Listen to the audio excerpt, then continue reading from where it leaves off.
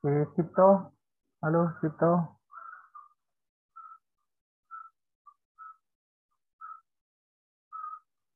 Iya, bisa Pak. pimpin doa? Oh, oke, Pak. Tabasara roh hatta martinga kita. Mula tima di hali Tuhan di sudi dengan basam nang tutang kalau kami dengan umur sada bana boy hamil Tuhan. Pajupang marhite jum ali Tuhan. Ala nila Tuhan pasu-pasu matuha parjar namion dan nila bapak dosit Tuhan asi maroham. Wala mga san kuara nam Tuhan Yesus Kristus sila ko jelas palu kami. Martanya kami tuho. Amin. Terima kasih. Saya sedang share screen. Bisa dilihat? Sudah, Pak. Sudah terlihat, Pak. Bisa. Oke.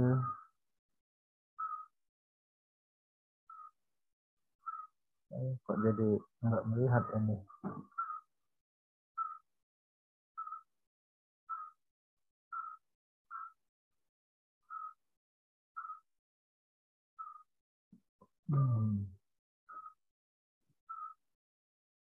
Oke. Ya, kita akan mengakhiri kuliah untuk semester ini dengan mata kuliah kita Manajemen Kepemimpinan Kristen dengan penutup untuk mengenal sedikit tentang seorang tokoh pendidikan yang bernama Paulo Freire. Ini seorang tokoh besar yang abad 20 yang lalu mengubah pola pikir dan juga praktek pendidikan. Ya, jadi kita mau melihat bagaimana segala perilaku, motivasi, pikiran, kehendak, dan perbuatan manusia, termasuk juga berbagai sistem dan bentuk-bentuk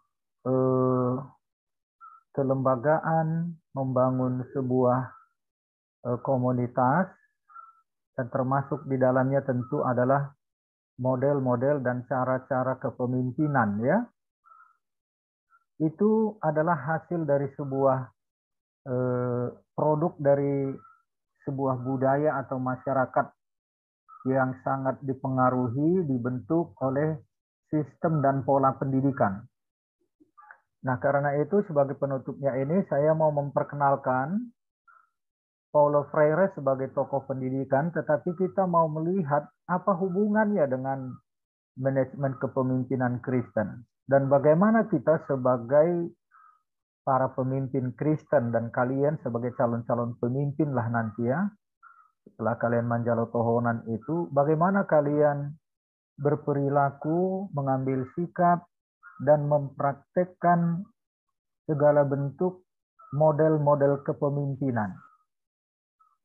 Termasuk juga dengan motivasi, bagaimana kita dalam menerapkan sebuah motivasi kepemimpinan. Dalam hal ini tentu di dalam konteks gereja ya, kekristenan. Ya, ini Paulo Freire ini seorang Katolik, tetapi akhirnya dia juga karena pemikirannya yang luar biasa itu dipakai oleh Dewan Gereja Dunia dan membentuk gagasan-gagasan kependidikan, dan inilah yang kita mau belajar, dan saya harap kalian bisa mencari sumber-sumber supaya materi yang sederhana saya sampaikan ini hanya untuk memperkenalkan seorang Paulo Freire ya. Kalian bisa gali dan saya harap juga kalau kalian tertarik bisa kalian dalami untuk lebih jauh nanti ketika kalian berminat untuk studi lanjut. Nah, ini seorang tokoh besar yang mengubah pola pikir para pendidik dan juga bagaimana pola pendidikan yang manusiawi. Yang luar biasanya justru di Indonesia ini Paulo Freire itu lebih diseriusi oleh kelompok-kelompok akademisi Muslim, ya.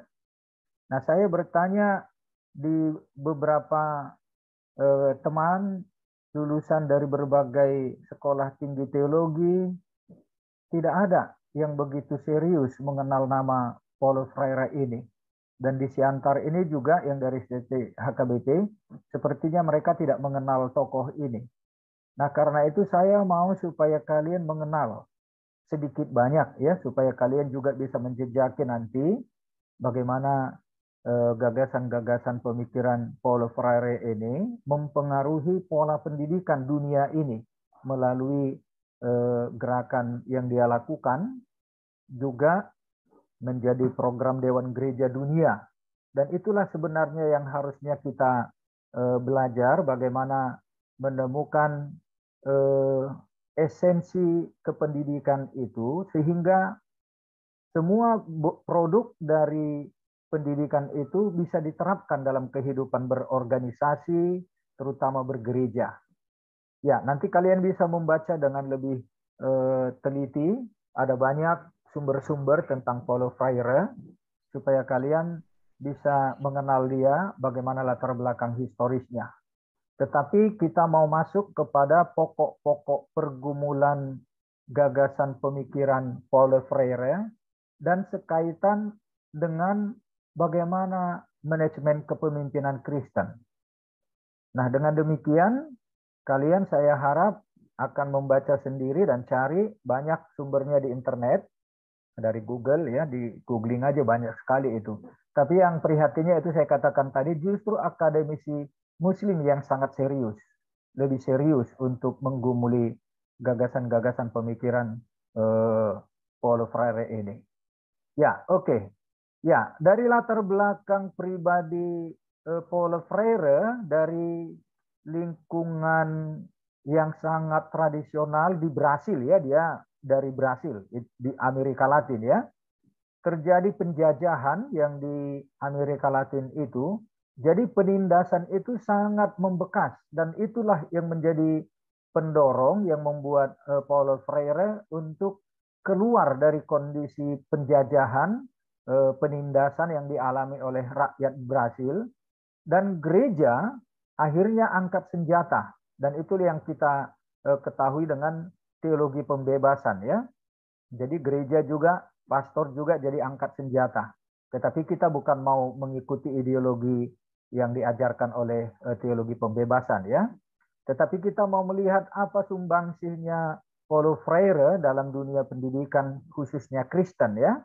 Karena dia tentu juga pergumulan gagasan-gagasan pemikirannya ini bersumber dari pergumulan imannya dan terutama dari sumber-sumber Alkitab ya. Walaupun tidak disebut ayat-ayat, tetapi semua apa yang dia hasilkan gagasan-gagasannya itu adalah menjadi intisari dari Alkitab, ajaran Alkitab ya.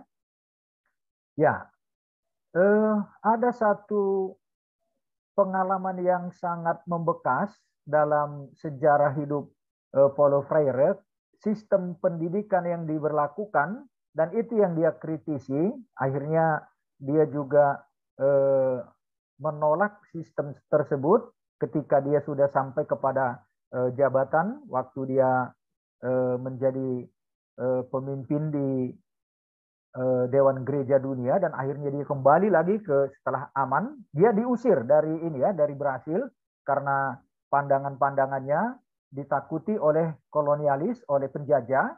Akhirnya dia diusir dari negaranya, tetapi dia sempat beberapa tahun di luar negeri dan akhirnya dipakai oleh Dewan Gereja Dunia. Tetapi setelah Brasil aman, dia kembali ke Brasil dan menjadi seorang tokoh pendidikan yang sangat dipuja dia di Brasil. Nah, karena itu maka sistem pendidikan yang dia alami ketika dia di Brasil, karena dengan penjajahan dan penindasan kemiskinan yang terjadi adalah penindasan yang dilakukan oleh penjajah, dan sehingga pendidikan itu bukan pendidikan yang membuat pencerdasan, bukan membebaskan ya, tetapi justru pembodohan, penindasan yang senantiasa membuat rakyat itu di dalam kemiskinan. Nah, memang kondisi penjajahan yang dialami oleh bangsa Brasil itu memiskinkan mereka, dan terjadi kelompok-kelompok Borges ya. Nah, karena itu ini juga harus sangat kritis kita membaca latar belakang pemikiran si Paulo Freire ini ya, karena dia belajar juga Marxis ya dari ajaran komunis. Nah, jadi ada memang warna-warna sosialis komunis, tetapi dia tidak menerapkan itu menjadi sebuah pemberontakan. Nah, inilah yang menarik dan unik karena dia belajar dari komunisme, dari gerakan Marxis, tetapi dia tidak menerapkan sebuah gerakan pemberontakan dan akhirnya membentuk itu menjadi sebuah ideologi dalam pendidikan pembelajaran yang disebut pendidikan kaum tertindas. Nah, jadi satu ideologi yang dia tanamkan bahwa dengan pendidikan yang membebaskan, semua orang sebenarnya adalah tertindas. Nah, jadi penindas itu pun sesungguhnya dia sedang tertindas. Nah, itu ajaran dari pandangan gereja ya, karena itu seperti Yesus yang disalibkan itu ya. Dia katakan ampunilah karena mereka tidak tahu apa yang dilakukan. Artinya yang melakukan penindasan itu sebenarnya sedang ditindas oleh dosa, oleh nafsu, oleh keinginan, oleh kejahatan. Yang sadar atau tidak, dia sudah dijajah juga oleh unsur-unsur yang mempengaruhi pikiran dan perilakunya. Ya, dengan bahasa teologinya, bahasa Alkitab ya kita katakan dia itu sudah dikuasai oleh iblis. Dan Martin Luther sudah katakan ya musuh yang paling besar adalah diri sendiri, karena itu hati-hati jangan pikiranmu dikuasai iblis. Hatimu sehingga tidak lagi merasakan rasa kemanusiaan dan belas kasihan. Nah, jadi karena itu dari satu ideologi yang dihasilkan oleh Paulo Freire ini, pendidikan kaum tertindas, dia mengajarkan bagaimana bahwa semua orang itu adalah sebenarnya tertindas, karena itu harus dibebaskan. Nah, karena itu juga ya mirip-mirip dengan ajarannya Mahatma Gandhi ya, ahimsa, non-violence, tidak melakukan kekerasan, tetapi justru untuk membebaskan penindas itu dari ketertindasannya yang dia tidak sadari. Nah, jadi inilah yang secara prinsip Alkitab persis seperti apa yang dikatakan oleh Tuhan Yesus ketika disalib ya. Ampunilah mereka karena mereka tidak tahu apa yang mereka lakukan. Nah, karena itu ideologi pendidikan yang ditanamkan oleh Paulo Freire ini adalah membebaskan para penindas dan termasuk juga orang yang ditindas itu supaya dia jangan membalaskan menjadi dendam. Nah, dia juga harus dibebaskan dari sakit hati, dari dendam, untuk dia juga bisa menjadi pemimpin paling tidak bagi dirinya sendiri, supaya dia jangan karena ada penekanan, penindasan dari penjajah yang dialaminya, akhirnya dia jadi pemberontak yang melakukan kekerasan kembali. Nah, karena itu ajaran yang disampaikan oleh Paulo Freire ini dalam bukunya ya, Pendidikan Kaum Tertindas, bagaimana membebaskan orang-orang tertindas dengan cara dia sendiri juga harus membebaskan dirinya dari penindasan yang dialaminya. Nah, karena itu doktrin yang ditanamkannya ini sungguh sangat aktual, relevan dengan ajaran Alkitab. Ya, kemudian di dalam buku Paulo Freire ini ada banyak bukunya ya. Dia mau memberantas buta huruf dengan cara dia menolak sistem bank yang diperlakukan oleh model pendidikan, dan itu masih banyak juga diperlakukan ya di abad-abad modern ini. Dan jangan-jangan kita yang dimaksudkannya itu sistem bank, bahwa guru itu seperti menyetor atau menyimpan, mendeposit pengetahuannya kepada siswa, kepada murid. Nah, itu sebenarnya yang dia tolak dan dia katakan itu pendidikan pembodohan. Nah, karena itu pendidikan yang seperti itu harus direformasi, harus ditransformasi supaya jangan lagi menganggap bahwa murid itu bodoh seperti botol kosong yang hanya diisi, dicurahkan dan tidak tahu ngapa-ngapain. Dan inilah menjadi gerakan pendidikan yang sangat besar, juga membuat perubahan bagi pendidikan Kristen. Nah, dia juga banyak bekerja sama dengan tokoh-tokoh pendidikan Kristen setelah dia di Dewan Gereja Dunia ya. Jadi pemikirannya itu juga sangat dipengaruhi oleh para pendidik Kristen, tokoh-tokoh PAK ya. Nanti kita bisa dapatkan dari internet banyak sekali juga kerjasamanya dengan para tokoh-tokoh pendidikan Kristen. Sehingga apa yang diajarkan menjadi konsep pendidikan kaum tertindas itu menjadi sangat relevan untuk semua kondisi dan terutama untuk konteks gereja ya. Ya, Paul Freire melakukan gerakan pendidikan populer dan program nasional pemberantasan buta huruf dengan menolak sistem bank yang membuat siswa itu seperti botol kosong. Nah, tetapi bagaimana siswa dapat belajar bersama-sama dengan gurunya, ya karena guru itu juga adalah pembelajar yang masih terus harus belajar. Nah, inilah ajaran yang diterapkan oleh Paul Freire ya. Program keaksaraan nasional yang dilakukan oleh Paul Freire ini membebaskan orang untuk kreatif. Bagaimana cara orang belajar dengan kondisi masing-masing ya. Jadi dengan demikian tidak lagi mencekoki kepada siswa, tetapi memberikan bentuk-bentuk simbol-simbol cara-cara yang ada di relevan di sekelilingnya menjadi bentuk pembelajaran untuk memerangi buta huruf ya. Jadi buta huruf bukan hanya sekedar persoalan harfiah A, B, C ya, tetapi bagaimana simbol-simbol dari bacaan itu juga didapatkan dari lingkungan. Nah, karena itu ini sangat unik dan memang memberikan pencerahan bagi banyak orang yang memang sama sekali belum mengerti tentang huruf, tetapi bisa segera mendapatkan pengalaman untuk mengetahui berbagai benda dan situasi untuk mencurahkan pikirannya dalam bentuk-bentuk simbolik ya. Itu menjadi satu kreasi Paulo Freire dalam pendidikan kaum tertindas. Ya. Pemikiran Paulo Freire sumbangsinya untuk pendidikan di Indonesia salah satunya adalah karena Paulo Freire ini juga menjadi seorang filsuf ya yang memanusiakan manusia. Nah, jadi pendidikan itu sebenarnya adalah dalam rangka memanusiakan manusia, bukan mau membentuk manusia menurut opini atau pikiran, kehendak guru atau pemerintah atau penguasa. Nah, tetapi setiap orang punya kepribadian dan dia harus menjadi manusia dengan kecerdasan yang dia miliki. Nah, karena itu bagaimana memanusiakan manusia? Itulah yang menjadi tujuan dari pendidikan.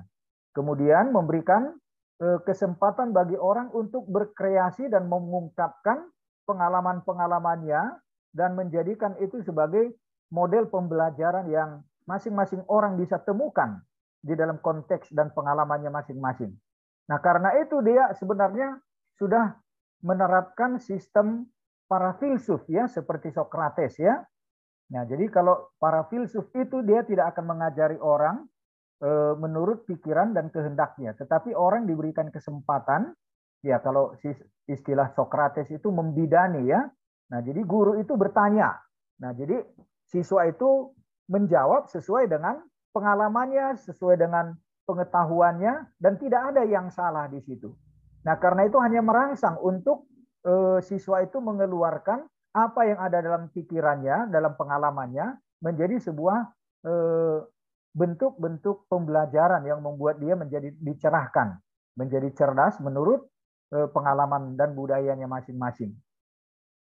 Nah, jadi juga dia seorang yang humanis ya, sangat menghargai kemanusiaan dan tidak ada memaksakan model-model tertentu, tetapi orang bisa belajar dari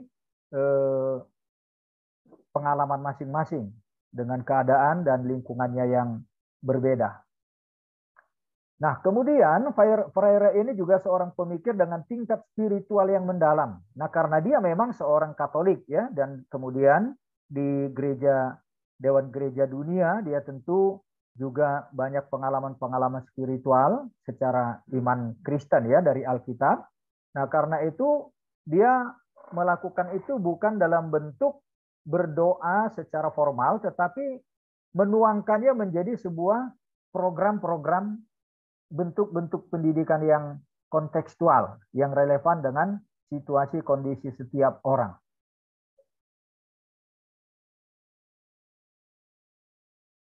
Pokok pikiran pendidikan humanis menjadi hal yang diperjuangkan Freire sepanjang karirnya. Pokok-pokok pikiran dijumpai dalam buku-bukunya, dibaca dengan tegas, dan dia merevisi bentuk pendidikan banking concept education ya, yang sistem bank itu yang menyetor, gurunya itu hanya mengisi, mencekoki, menjejali kepikiran siswa menjadi posing concept education ya, jadi hadap masalah. Nah, jadi setiap orang sebenarnya adalah pembelajar ketika dia berhadapan dengan masalah, cuma bagaimana dia bisa diberikan kesempatan untuk berkreasi dan diberikan juga kesempatan untuk mengungkapkan apa yang menjadi persoalannya, apa masalahnya. Nah, jadi dia sendiri yang berhadapan dengan masalah. Nah, jadi seperti itu juga dengan sistem kasus ya. Jadi kasus-kasus itu diperhadapkan, dia secara objektif melihat kasusnya, masalahnya, sehingga dia tahu apa masalahnya sendiri dan tahu bagaimana caranya. Jadi bukan persoalan orang lain, nah tetapi persoalannya sendiri. Nah, jadi dia disadarkan apa masalahnya. Nah, jadi dengan demikian, ini yang disebut posing concept education. Jadi pendidikan hadap masalah. Dan itu menjadi pembebasan bagi setiap orang. Ketika dia sudah menemukan masalahnya, dan dia belajar untuk mengatasi masalahnya sendiri, dan dia sudah bebas dari pergumulan masalah beban hidupnya, dan dia sendiri sudah menjadi pembelajar dan guru bagi dirinya sendiri. Nah, inilah antara lain yang sangat signifikan dari program posing konsep education yang dibuat oleh Paulo Freire ini. Bahkan pendidikan menjadi jalan dalam memanusiakan manusia. Ya, tadinya ketika seseorang masih di dalam ketertindasan, di dalam budaya kolonialis yang tertekan oleh penguasa, dia sudah pasrah menganggap itu ya memang sudah seperti itu. Sehingga apapun yang terjadi, dia menerima saja keadaan itu. Nah, tetapi dengan pola pendidikan yang memanusiakan ini, dia sadar bahwa apa yang dialaminya itu sesuatu yang tidak wajar dan harus ditolak. Dalam arti dia sendiri harus keluar dari kondisi itu.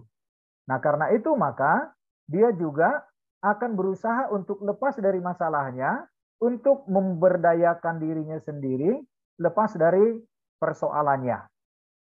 Meski pendidikan itu sendiri telah dipolitisasi dan dimonopoli oleh kaum penindas. Nah, itulah yang terjadi. Sering kali di dunia pendidikan juga seperti itu. Nah, jadi kita bersyukur sebenarnya dengan pendidikan yang sekarang sudah lebih maju, apalagi dengan Menteri Pendidikan kita sekarang ya, Nadiem Makarim itu, yang dia katakan pendidikan merdeka ya, merdeka belajar. Nah, ini sebenarnya dari Paulo Freire itu. Nah, jadi Paulo Freire sudah tahun 60-an sudah membuat itu menjadi sistem pendidikan di dunia ini ya, melalui Dewan Gereja Dunia. Nah, jadi Nadiem Makarim itu dia sudah banyak juga belajar dari bagaimana sistem pendidikan pembebasan yang diterapkan oleh gereja masa-masa tahun 60-70-an itu, yang diterapkan di Amerika dan di banyak negara-negara maju, dan juga sebenarnya kita di Indonesia ada yang juga sudah mendapatkan itu ya. Nah, terutama dari beberapa perguruan tinggi yang favorit, yang baik ya. Nah, saya juga bersyukur karena di STT Jakarta saya juga ketularan dengan teologi yang seperti itu, pendidikan yang membebaskan ya, yang memanusiakan. Ya, jadi sudah dibebaskan dari kepentingan-kepentingan politik. Nah, karena itu kita juga harus sadar bahwa pendidikan yang sering juga terjadi, yang masih terjadi barangkali konon di tengah-tengah gereja dan masyarakat kita, Nah, apalagi pemerintahan kita selama masa Orde Baru ya. Ya, jadi manusia itu seperti hanya mau diciptakan untuk menjadi pekerja. Nah, jadi sama seperti membuat mesin.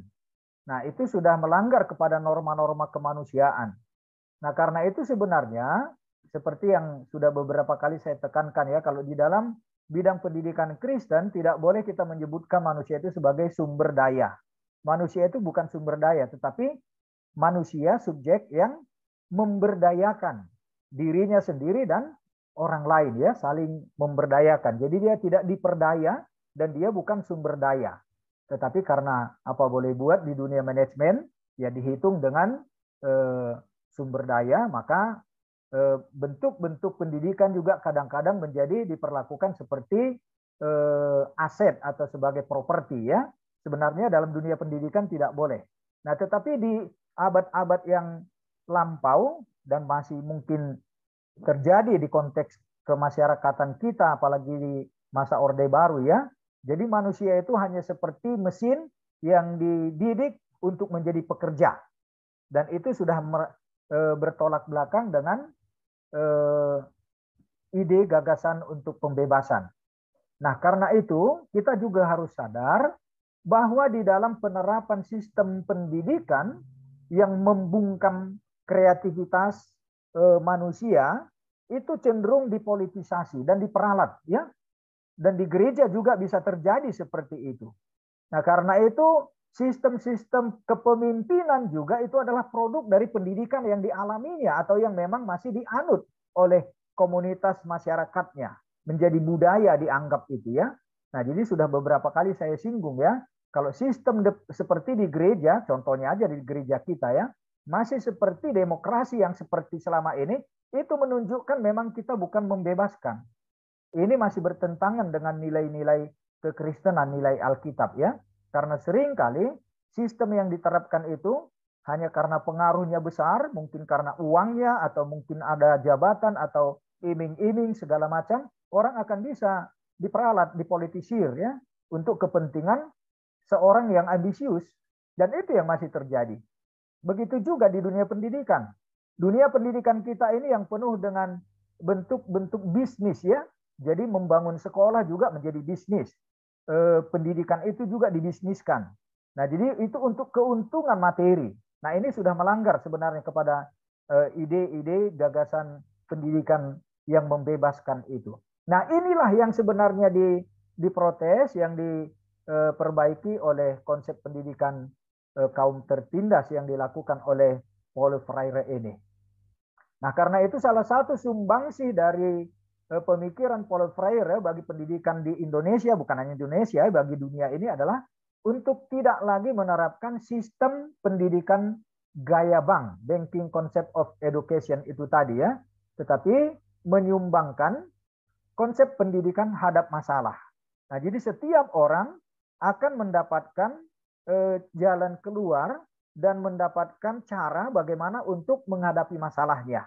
Nah, jadi dengan sistem seperti itulah mestinya seseorang menjadi pembelajar bagi dirinya dan lingkungannya, dan dia bukan lagi dicekoki oleh seseorang yang disebut sebagai orang yang lebih berpengetahuan. Nah, sebenarnya di dalam dunia modern kita sekarang dengan alat-alat teknologi informasi kita ini, saya tidak perlu lagi untuk mengajar kepada kalian informasi. Karena informasi itu barangkali kan sudah dapatkan lebih banyak, sudah lebih pintar kalian dari hal pengetahuan atau dari informasi ya, karena akses kita sama, atau mungkin keterampilan siswa itu lebih pintar untuk menggunakan skill mendapatkan informasi dari internet ya. Sementara guru yang masih jadul, dia belum mampu untuk menggunakan itu sehingga dia tidak tahu banyak sumber-sumber ilmu pengetahuan yang bisa didapatkan di internet. Nah, karena itu sistem gaya bank ini memang sudah sangat tidak cocok untuk sekarang. Tetapi bagaimana supaya pendidikan hadap masalah ya? Posing problem konsep itu ya, konsep pendidikan hadap masalah. Nah, karena itu yang dibutuhkan adalah pendewasaan, pematangan nilai-nilai spiritual dan juga emosional.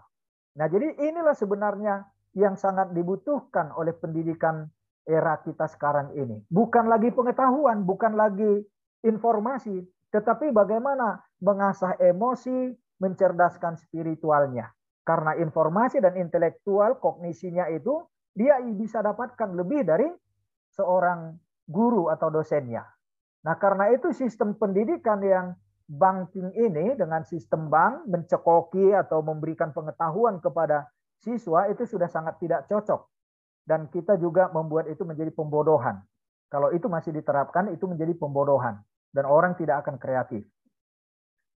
Nah, kemudian kita bisa lihat di sini, dia menganggap, Paulo Freire menganggap bahwa pendidikan pasif sebagaimana dipraktekkan pada umumnya, pada dasarnya adalah melanggengkan sistem penindasan. Ya, jadi kalau masih seperti banking konsep education tadi itu yang memberikan informasi kepada, menuangkan seperti kepada botol kosong, nah itu penindasan, itu bentuk-bentuk penindasan yang tidak membuat orang kreatif. Ya, Freire mengejek sistem dan praktek pendidikan yang menindas tersebut yang disebutnya sebagai pendidikan gaya bank. Di mana guru bertindak sebagai penabung, ya, jadi gurunya itu yang menabung pengetahuannya di otak kepala siswanya, menabungkan informasi, sementara murid dijejali dengan informasi. Ya, barangkali murid itu nggak tahu apa yang disampaikan gurunya itu, ya, dan itu bukan kebutuhannya, tetapi dipaksakan. Nah, apalagi kalau mendikte, ya, disuruh catat. Nah, jadi gurunya hanya membaca buku atau tulisan begitu, siswanya mencatat begitu. Nah, itu pembodohan itu yang sangat tidak relevan untuk sistem sekarang, ya. Nah, karena itu Freire menyusun daftar antagonis pendidikan gaya bank itu sebagai berikut. Inilah untuk menolak sistem gaya bank itu, ya begini ya, guru mengajar, murid belajar. Nah, ini yang seperti itu ya, antagonisnya. Guru tahu segalanya, murid tidak tahu apa-apa. Itu yang gaya bank. Itu yang mau ditolak. Guru berpikir, murid dipikirkan. Nah, jadi seolah-olah objek saja itu murid. Guru yang berpikir, murid tidak usah berpikir. Dia hanya menghafal saja atau mendengar cukup. Guru bicara, murid mendengar. Guru mengatur, murid diatur. Guru memilih dan memaksakan pilihannya, murid menuruti. Guru bertindak, murid membayangkan bagaimana bertindak sesuai dengan tindakan gurunya. Jadi hanya manut mengikut apa kemauan dan pikiran gurunya atau perintah gurunya, ya. Guru memilih apa yang akan diajarkan, murid menyesuaikan diri, harus menyesuaikan diri dengan itu. Guru mengacaukan wewenang ilmu pengetahuan dengan wewenang profesionalismenya. Nah, jadi sebenarnya profesional seorang guru adalah kemampuan untuk mencerdaskan siswa atau muridnya sehingga dia mendapatkan kepribadian, menemukan dirinya sendiri, dan dia menjadi tahu apa yang perlu dan apa yang menjadi masalahnya, juga jalan keluarnya. Nah, itulah yang seharusnya, ya. Guru adalah subjek proses belajar, murid objek. Nah, itulah yang dievaluasi, ditolak dengan adanya sistem bank itu tadi, ya.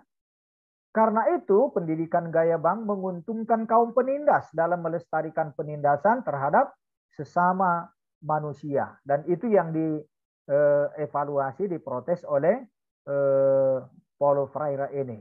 Sehingga dia menciptakan model-model pendidikan hadap masalah.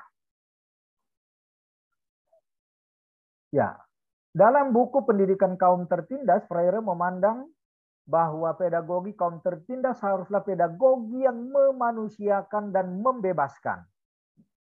Pedagogi yang memanusiakan dan membebaskan bersifat transformatif dan terus-menerus. Nah, jadi ini sangat cocok dengan moto reformasi Martin Luther, ya. Gereja reformasi harus senantiasa mereformasi dirinya. Nah, jadi itu sangat cocok dengan moto gereja gereja reformasi, ya. Ecclesia Reformata Semper Reformanda Est, ya, itu yang dikatakan oleh Martin Luther, ya, harus senantiasa mereformasi diri dan tidak boleh stagnan, berhenti untuk mengevaluasi dan mentransformasi dirinya sendiri. Pedagogi yang memanusiakan, membebaskan, ya. Kemudian ini problem posing method. sebagai lawan dari bank konsep education tadi itu, yang konsep bank itu, Freire memperkenalkan apa yang disebutnya problem posing method. Jadi metode hadap masalah ya, yaitu metode pendidikan yang tidak menindas dan bertujuan untuk membangkitkan kesadaran akan realitas. Nah, karena itu sangat penting dalam belajar untuk berefleksi ya. Jadi bukan menghafal. Nah, jadi bisa saja mungkin diperhadapkan kepada satu kasus atau masalah atau peristiwa atau benda lah begitu ya. Dan masing-masing siswa bisa memberikan refleksinya. Dan tentu dengan pengalaman atau pengetahuan dia seberapapun itu, dia akan bisa memberikan apa yang dia pahami atau yang dimaksudkan oleh benda atau peristiwa itu. Dan apa manfaatnya bagi dia. Dan bagaimana dia mengembangkan itu sesuai dengan kebutuhan dan masalahnya. Nah, jadi itulah diperhadapkan ya dengan masalah. Nah, jadi problem posing method, metode hadap masalah. Tidak menindas. Jadi membangkitkan kesadaran dan realitas, kesadaran akan realitasnya. Jadi sadar dia tahu apa yang menjadi realitanya dan dia akan menjawab, mencari jawabnya dengan cara dan keadaan lingkungannya. Problem posing method didasarkan atas asumsi bahwa manusia sebagai sebuah kesadaran ada dan kesadaran sebagai kesadaran di dalam dunia. Nah, jadi dengan problem posing method ini, setiap orang disadarkan bahwa dia itu ada. Dia punya eksistensi ya, keberadaannya itu dia ada di satu tempat atau di dalam lingkungan di dunia, dan dunianya itu adalah bagian dari dirinya, di mana dia harus memberikan solusi atau mengambil tindakan, bertindak di tengah-tengah kesadaran akan lingkungannya itu. Karena itu disadarkan dia bahwa dia sebagai pribadi, dan dia punya potensi dan punya masalah yang dia harus ketahui dan harus mengambil sikap yang betul-betul sesuai dengan apa yang menjadi kondisi dan kebutuhannya. Jadi bukan mendatangkan masalah dari luar ya, sehingga dia menjadi asing dengan dunianya dan tidak tahu tentang lingkungannya.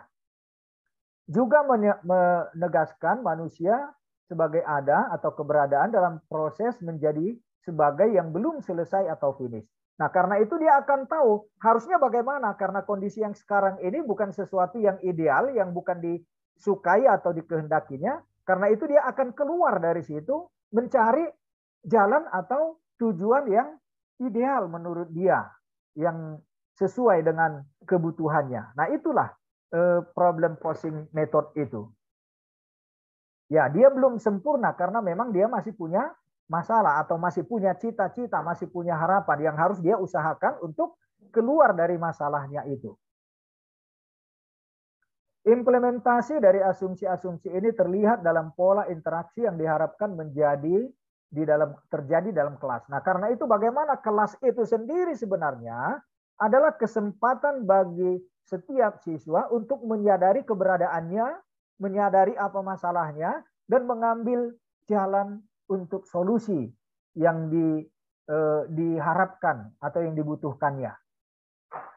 Menurut Freire, hubungan yang ideal antara guru dan murid bukanlah hierarkis ya, sebagaimana dalam sistem bank itu. Nah, jadi bukan atas bawah ya, tetapi sebagai teman, sebagai sama-sama pembelajar. Nah, karena itu maka dalam istilah pendidikan yang modern sekarang ini kan disebut sebagai peserta didik ya. Guru itu juga adalah peserta didik. Dia sama, sejajar dengan siswa atau muridnya. Jadi bukan lagi seperti dulu guru dan murid ya, tetapi peserta didik ya, naradidik. Itu istilah yang sudah akrab dengan istilah kita sekarang ya. Jadi tidak lagi atas bawah, tidak lagi hierarkis ya. Sebagaimana dalam sistem bank. Tetapi merupakan hubungan dialogikal. Nah, jadi ada dialog.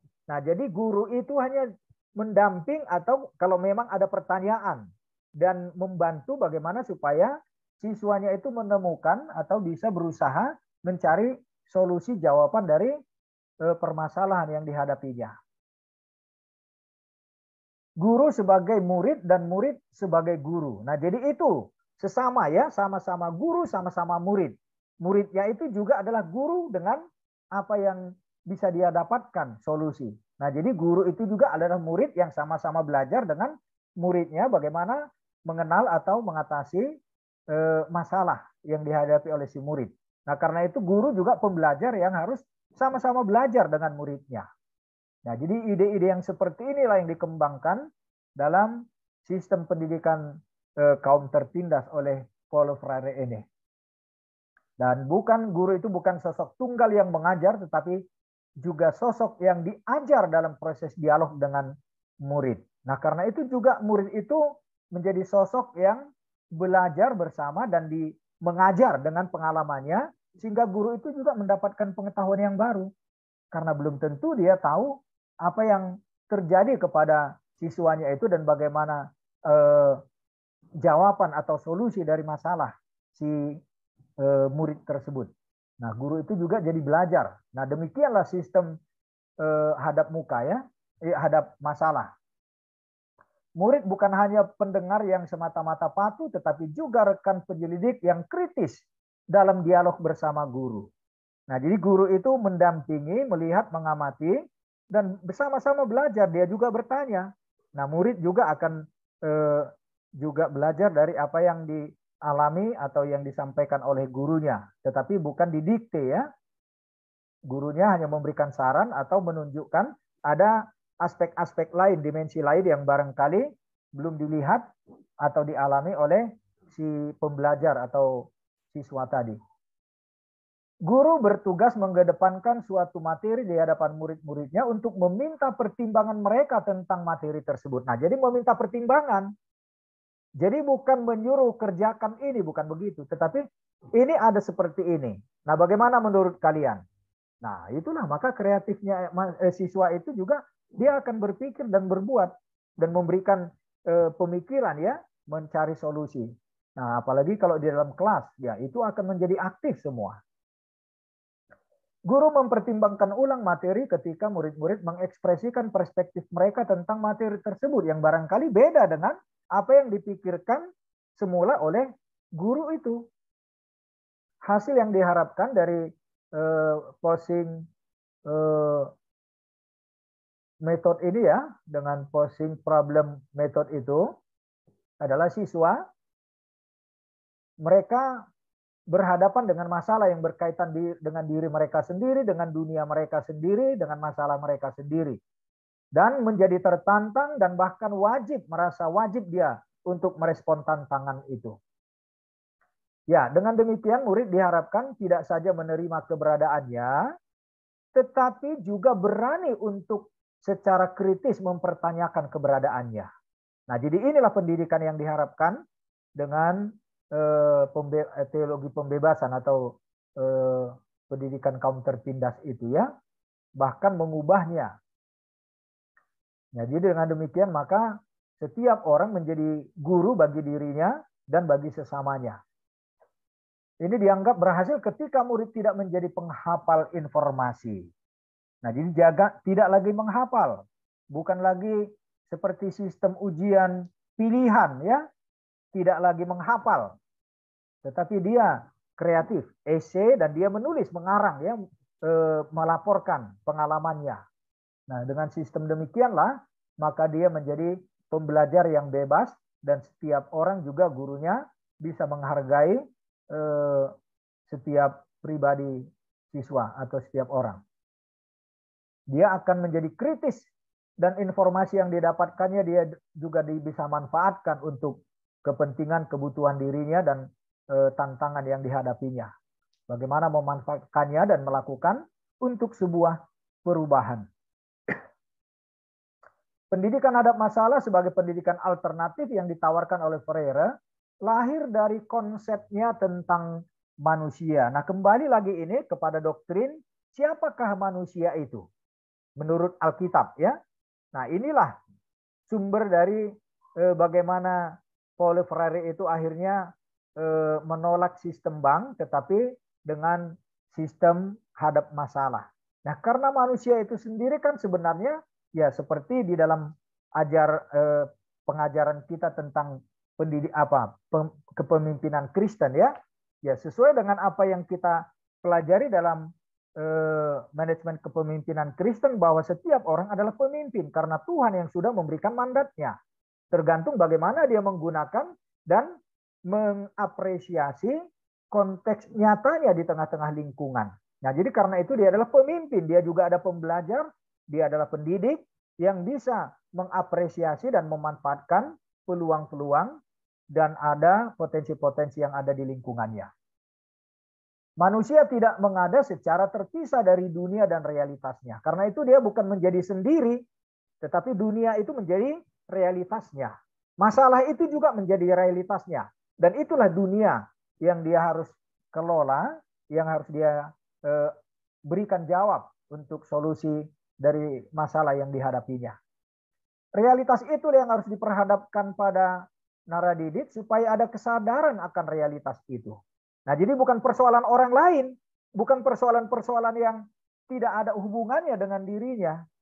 Nah, karena itu pembelajaran iman juga adalah bagaimana pembelajaran Alkitab itu ya, bagaimana itu supaya relevan sesuai dengan aktual dengan masalah setiap orang. Dan itulah sebenarnya tugas kita sebagai sebagai pengkhotbah. Dan itu juga dalam kepemimpinan. Jadi kepemimpinan itu bukan membawa orang ke awang-awang, tetapi untuk menghadapi masalahnya dan dia bisa mendapatkan manfaat dari persoalan yang dihadapinya. Dan dia tahu apa yang dia butuhkan dan mengupayakannya. Manusia mempunyai potensi untuk berkreasi dalam realitas dan untuk membebaskan diri dari penindasan budaya, ekonomi, dan politik. Nah, jadi gaya pendidikan yang seperti inilah yang sebenarnya harus kita terapkan juga di dalam sistem bentuk kepemimpinan di tengah-tengah gereja. Jadi harus kita membebaskan diri dari penindasan kultur ya, budaya-budaya kita yang kita tidak sadari, kita sudah menjadi penindas, atau mungkin kita juga membiarkan diri kita ditindas, dan akhirnya kita hanya ikut-ikutan saja ya. Begitu juga dengan penindasan ekonomi yang membuat kita terus miskin karena memang kita tidak punya akses untuk mendapatkan kebutuhan hidup, meningkatkan prestasi kita ya, karena kita ditindas, kita tidak bisa untuk membuat sebuah kreativitas dalam ekonomi, apalagi dalam bidang politik. Nah, terutama dalam pilkada-pilkada ini ya, atau pemilihan-pemilihan yang sering kali itu penuh muatan-muatan politis dan bahkan dengan uang atau iming-iming ya. Nah, jadi kita harus bebas dari situ. Nah, jadi dengan pendidikan yang seperti ini, kita akan sungguh-sungguh menjadi pemimpin seperti yang kita gumuli di dalam pelajaran kepemimpinan Kristen itu. Supaya kita jangan jadi pengikut-ngikut saja, mendukung-dukung saja, dan barangkali juga menjadi ikut melakukan hal-hal yang tidak baik hanya karena ada kepentingan-kepentingan tertentu. Ya, kesadaran tumbuh dari pergumulan atas realitas yang dihadapi dan diharapkan akan menghasilkan suatu tingkah laku kritis dalam diri naradidik. Ada yang berisik, suara siapa itu? Tolong di-mute-kan. Halo, siapa itu yang berisik? Tolong di-mute-kan. Masing-masing dijagalah. Kalau ada suara di sekitarnya, tolong di-mute-kan. Ya, Freire membagi 4 tingkatan kesadaran manusia. Nah, jadi bagaimana menyadarkan manusia itu dengan dirinya, dengan lingkungannya, dengan masalahnya ya. Itu yang disebut konsientisasi ya. Nah, itu salah satu kata kunci yang digunakan oleh teori pendidikan kaum tertindas ini oleh Paulo Freire, konsientisasi ya. Jadi proses penyadaran supaya masing-masing orang itu sadar dirinya, keberadaannya, lingkungannya, dunianya, dan masalahnya. Tanpa dia menyadari itu, dia tidak akan tahu apa yang dia butuhkan dan tidak akan berupaya untuk mencapai kebutuhannya itu. Dan disitulah akan terjadi pembodohan dan penindasan. Terutama juga ketika ada kekuatan-kekuatan politik yang mengendalikan atau berniat jahat untuk memanfaatkan suaranya atau dirinya ya. Nah, jadi penindasan seperti itu yang harus dikritisi ya, tetapi bukan dengan gerakan kekerasan, tetapi dengan penyadaran ya, konsientisasi disebut. Freire membagi 4 tingkatan kesadaran manusia. Yang pertama adalah kesadaran intransitif, di mana seseorang hanya terikat pada kebutuhan jasmani, tidak sadar akan sejarah, dan tenggelam dalam masa kini yang menindas. Nah, akhirnya orang hanya nerimo saja. Nah, itu kesadaran yang pertama secara fisik saja ya, intransitif. Nah, jadi hanya kesadaran kebutuhan jasmani. Nah, itu juga di dalam teori Abraham Maslow ya, teori kebutuhan itu juga seperti itu. Ketika seseorang hanya untuk mementingkan kebutuhan makan, dia tidak akan persoalkan hal-hal yang lain. Nah, jadi itu yang pertama. Tetapi dengan kesadaran intransitif ini, orang tahu bahwa dia punya kebutuhan. Bahkan juga dalam hal-hal yang sangat bersifat physically ya, kebutuhan jasmani.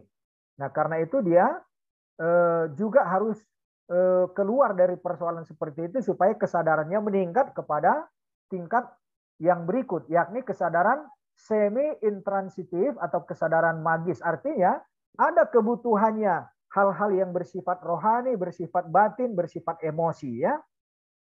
Jadi kalau orang dalam keterpurukan, dalam kemiskinan, kemelaratan, tidak ada pendidikan, ya dia akan menerima itu hanya sebagai realita, itu nasibnya, dan tidak ada upaya dia untuk keluar dari situ. Nah, tetapi ketika itu sudah disadarkan bahwa itu bukan hal yang ideal, maka dia akan mulai tahu apa kebutuhannya secara emosi, harga diri, dan hal-hal yang bersifat rohaniah ya. Nah, jadi bukan hanya kebutuhan fisik, sandang pangan ya, tetapi ada kebutuhan yang di atasnya yang dia butuhkan. Itu yang dikatakan di sini kesadaran semi-intransitif atau kesadaran magis. Artinya ada sesuatu yang bukan real yang dia butuhkan, yang termasuk emosinya, harga dirinya, juga hal-hal yang bersifat ketuhanan atau kerohanian ya. Kesadaran ini terjadi dalam masyarakat berbudaya bisu di mana masyarakatnya tertutup. Nah, jadi kalau itu masih orang di dalam ketertekanan, dia mungkin hanya ikut-ikutan saja beribadah, juga pergi beribadah, tetapi tidak ada hubungan ibadahnya itu dengan upaya dia untuk melakukan pembaharuan, reformasi ya. Dia cukup dengan rajin beribadah, berdoa, dan dianggap itu sudah sesuatu yang ideal. Padahal bukan itu ya, tidak cukup hanya itu. Nah, ciri kesadaran ini adalah fatalistis, dan bahkan bisa jadi dia melakukan kejahatan atau hal-hal yang fatal atas nama agama atau keyakinannya. Nah, seperti teroris-teroris itu ya. Nah, itu pada tingkat kesadaran yang kedua, karena dia hanya membutuhkan anutannya yang dianut itu, dia anggap itu pengabdiannya yang membuat dia sudah terpuji gitu ya, kalau dia sudah taat kepada hal-hal yang magis itu. Nah, seperti orang-orang yang fundamentalis, yang fanatik dengan ajaran-ajaran agamanya. Nah, itu yang akan melakukan tindakan yang fatalistik ya. Hidup berarti hidup di bawah kekuasaan orang lain atau hidup dalam ketergantungan doktrin-doktrin, ajaran-ajaran tertentu yang sudah dicekoki kepada dirinya ya. Pada tingkatan ini sudah ada kemampuan untuk mempertanyakan dan mengenali realitas. Nah, jadi dia sudah tahu apa yang menjadi kebutuhan hidupnya secara fisik, tetapi dia belum beranjak keluar dari kebutuhan yang lebih tinggi, dan dia anggap ketaatannya kepada ajaran-ajaran yang dia dapatkan itu sudah sesuatu yang ideal. Tetapi masih ditandai dengan sikap yang primitif dan naif, seperti mengidentifikasikan diri dengan elit. Nah, jadi kalau dia sudah bisa mengabdi kepada tokoh-tokoh masyarakat atau tokoh agama, dia anggap itu sudah hebat itu. Itu sudah menjadi pengabdiannya kepada Tuhan, itu sudah ibadah yang sungguh-sungguh. Nah, karena itu orang-orang yang menjadi tokoh agama yang disebut ini kelompok elit itu bisa saja memanfaatkan dia apalagi dengan ajaran-ajaran atau fatwa-fatwa yang ditetapkan, yang dianggap itu sudah menjadi kepatuhan kepada Tuhan, ya. Dan kembali ke masa lampau, mau menerima penjelasan yang sudah jadi, sikap emosi kuat, banyak berpolemik dan berdebat, tetapi bukan berdialog, hanya mempertahankan pikirannya sendiri, tetapi tidak berdialog. Dia tidak bisa menghargai orang lain yang berbeda pendapat dengan dia. Itu taraf yang kedua, ya. Tingkat kesadaran yang terakhir, yakni kesadaran kritis transitif, ya. Kesadaran inilah yang harusnya kita miliki. Bagaimana kita kritis kepada keadaan kita, bahwa apa yang kita alami, apa yang terjadi, realita kita ini bukan itu realita yang seharusnya, tetapi ada yang lebih baik yang kita bisa lakukan untuk perubahan itu. Nah, jadi kesadaran kritis transitif ini ditandai dengan kedalaman menafsirkan masalah-masalah. Nah, jadi ada masalah yang dia sadari bahwa persoalan itu harus diatasi. Nah, jadi ada percaya diri yang dia harus capai. Tanpa itu dia tidak mendapatkan rasa cukup, ya, mengaktualisasikan dirinya dalam diskusi. Nah, dia selalu bertanya dan selalu mencari jawab, dan orang-orang juga akan menjadi bagian dari pembelajaran bagi dia. Dia akan suka bertanya, dan orang-orang juga akan dia butuhkan menjadi teman untuk sparring partner dengan persoalan-persoalan yang dia pikirkan.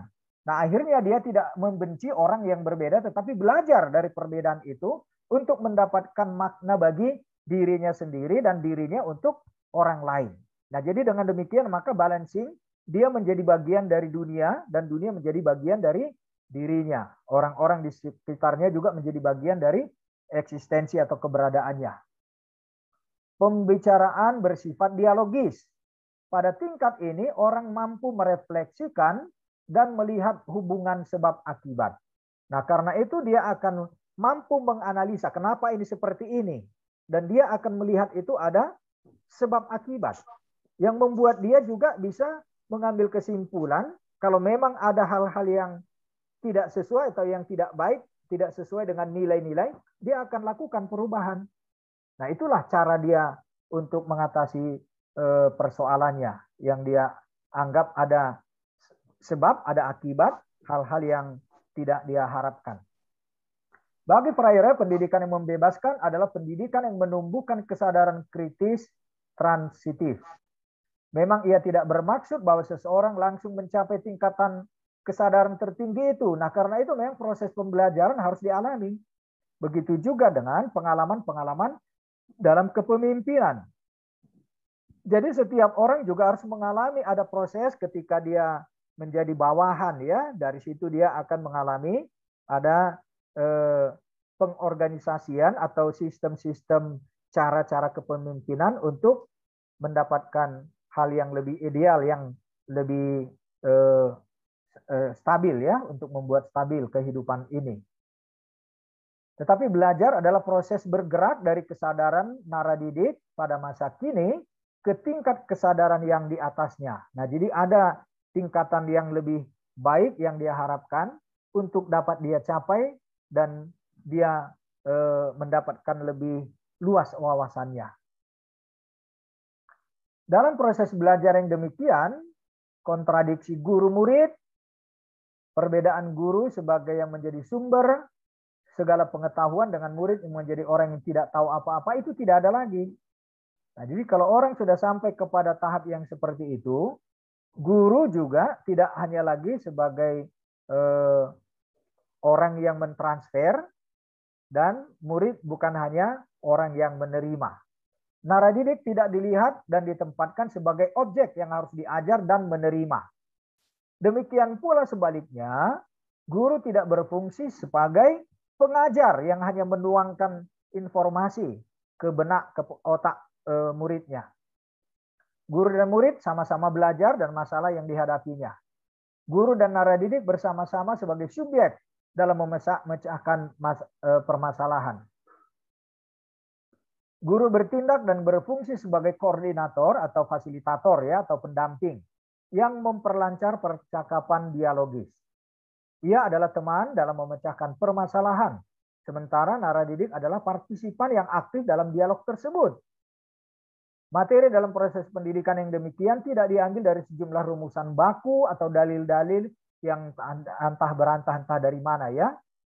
Dan begitu juga bahwa doktrin-doktrin Alkitab itu tidak dicekokkan, tetapi dipertanyakan secara kritis dan masing-masing orang juga akan bisa mengambil apa yang sesuai dengan pemahaman dan kebutuhannya. Karena itu Alkitab juga bukan menjadi doktrin yang mati, tetapi menjadi kreatif dan dinamis. Setiap orang bisa mendapatkan inspirasi dari materi atau ayat-ayat tertentu, kalimat dan kata-kata tertentu, istilah di dalam Alkitab. Permasalahan itulah yang menjadi topik dalam diskusi dialogis itu yang diangkat dari kenyataan hidup yang dialami oleh naradidik dalam konteksnya sehari-hari. Nah, demikianlah pemberantasan buta huruf. Nah, jadi buta huruf bukan hanya sekedar letter A, B, C ya, tetapi buta dalam arti tidak mengerti masalahnya. Pendidikan pembebasan. Beberapa konsep Freire mengenai pendidikan yang membebaskan dan memanusiakan adalah pendidikan ditujukan pada kaum tertindas dengan tidak berupaya menempatkan kaum tertindas dan penindas pada dua kutub yang berseberangan. Nah, jadi tidak lagi dibenturkan apakah kita sebagai orang yang tertindas dan kita bukan orang yang menindas ya, tetapi kita adalah orang yang sama-sama sedang belajar keluar dari permasalahan. Nah, jadi jangan ada lagi orang yang memaksakan ide pendapatnya untuk jalan keluar. Tetapi tiap orang juga kreatif dan bisa untuk mengerti jalan keluar yang ditemukannya. Di mana pendidikan bukan dilaksanakan atas kemurahan hati palsu kaum penindas, hanya untuk kemurahan orang-orang yang di atas ya, atau pemimpinnya. Nah, jadi bukan seperti itu. Untuk mempertahankan status quo orang yang memimpinnya atau penguasa. Pendidikan kaum tertindas lebih diarahkan pada pembebasan perasaan atau idealisme melalui persinggungannya dengan keadaan nyata dan praksis. Nah, jadi ketika orang mengalami ada nilai-nilai atau persoalan-persoalan yang tidak sesuai dengan kebutuhan, dengan situasi, maka dia akan memberi jawab, mencari solusi. Dan dia sendirilah yang akan membebaskan dirinya dari apa yang tidak sepadan dengan yang dia lihat atau yang dia alami di sekelilingnya, di lingkungannya. Dan dia tidak akan menjadi penindas baru, memanfaatkan pengetahuan atau pencapaiannya untuk membodohi atau menyalahgunakan orang lain ya. Jadi dia tidak akan lagi menjadi penindas. Dan inilah tujuan dari pendidikan pembebasan itu. Pendidikan itu bukan bertujuan untuk menjadikan kaum tertindas menjadi terpelajar, tetapi untuk membebaskan dan mencapai kesejajaran pembagian pengetahuan. Nah, demikian maka seseorang yang memang sudah mencapai prestasi tertentu dalam akademiknya contohnya, dia tidak akan menyombongkan diri dengan gelar-gelar akademik, tidak.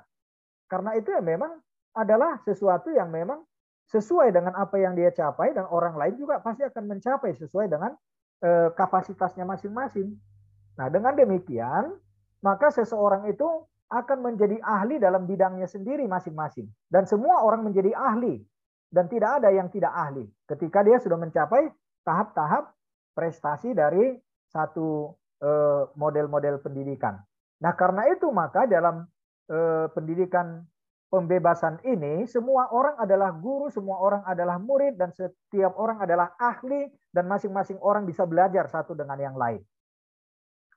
Freire menegaskan bahwa pendidikan yang tidak mampu membangkitkan diri para peserta didik dan masyarakat adalah tidak manusiawi. Nah, jadi kalau tidak membangkitkan kemampuan naradidik, itu tidak manusiawi. Jadi kalau hanya dia menghafal, atau dia tahu hanya doktrin-doktrin yang dicekokkan dan hanya patuh turut kepada perintah atau doktrin, nah itu pembodohan itu. Tanpa dia pernah mengevaluasi atau mempertanyakan apa yang dialami atau yang dianutnya.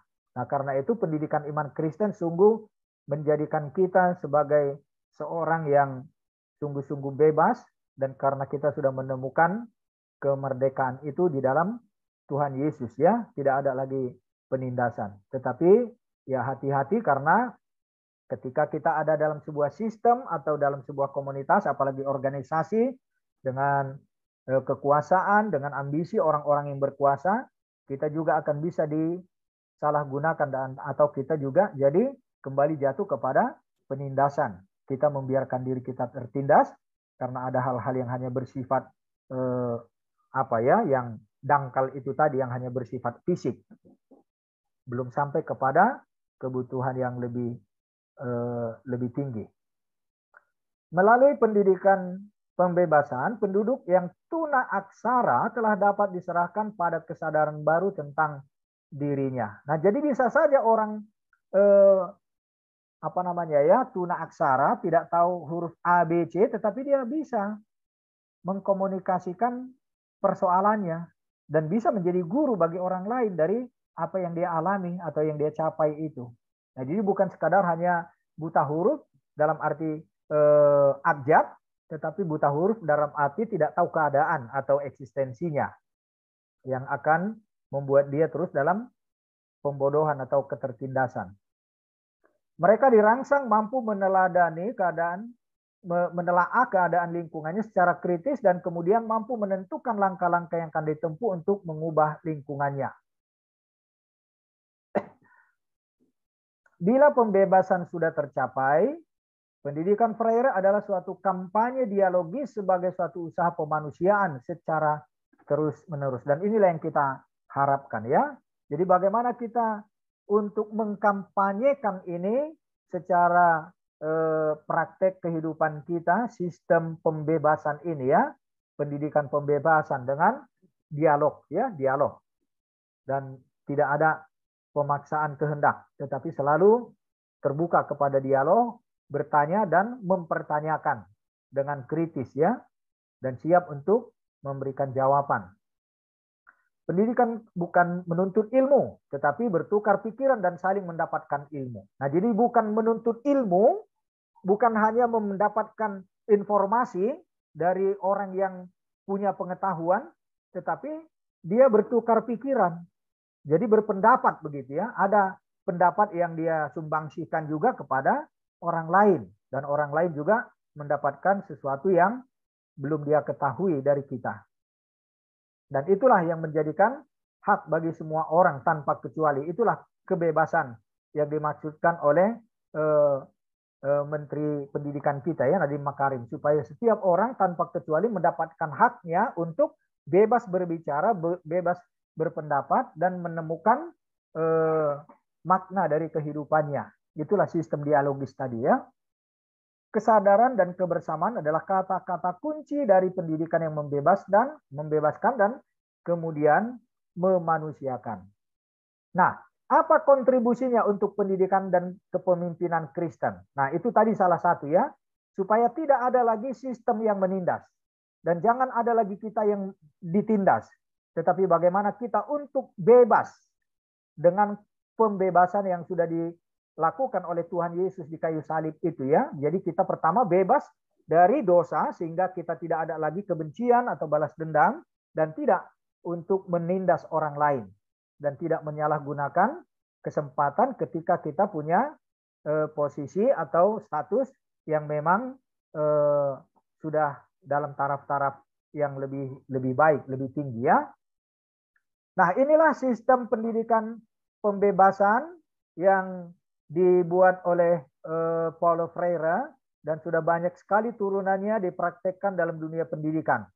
Ya, materi ini nanti bisa saya share supaya kalian juga bisa menjejaki, mencari di internet supaya kita pakai kesempatan untuk berdiskusi ya, dan apa relevansi dari materi pendidikan kaum tertindas ini dengan mata kuliah kita manajemen kepemimpinan Kristen.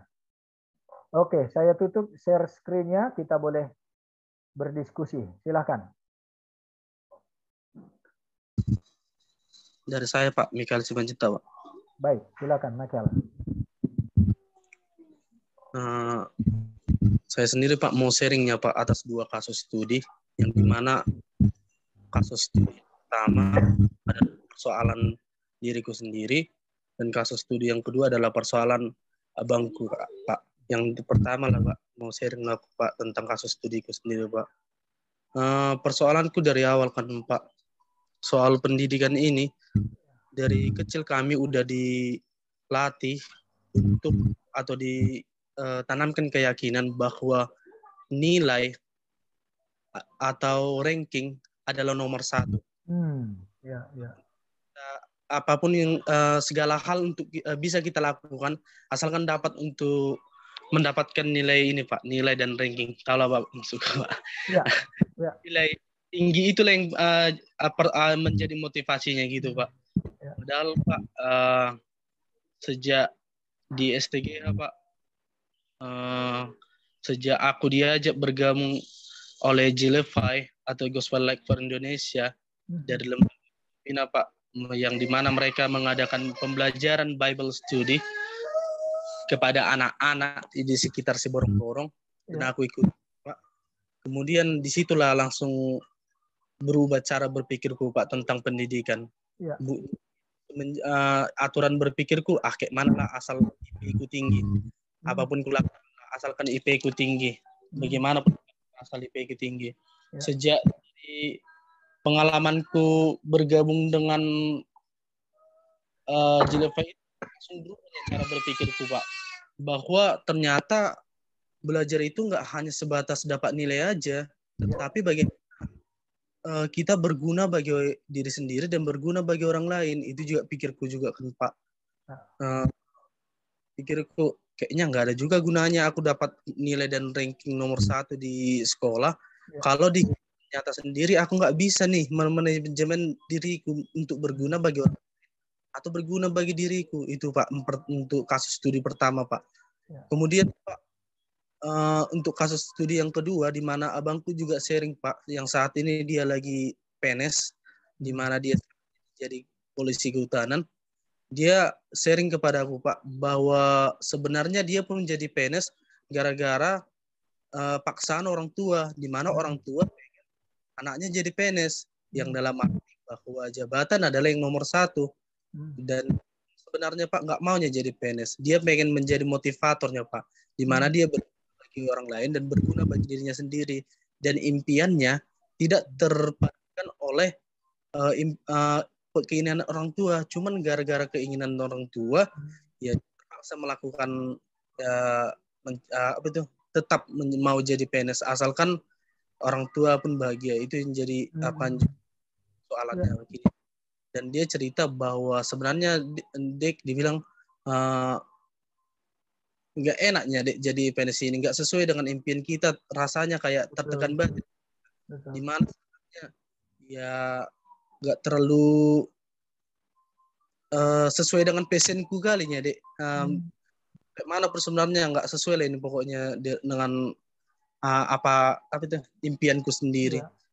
Pak, yang kasus studi itu, Pak, di mana sebenarnya melibatkan tentang motivasinya adalah yang salah, Pak, di mana nilai dan ranking atau nilai dan jabatan atau gaji itu menjadi gara-gara gengsi, di mana jadi yang menjadi lebih motivasinya daripada berguna bagi diri sendiri atau berguna bagi orang lain.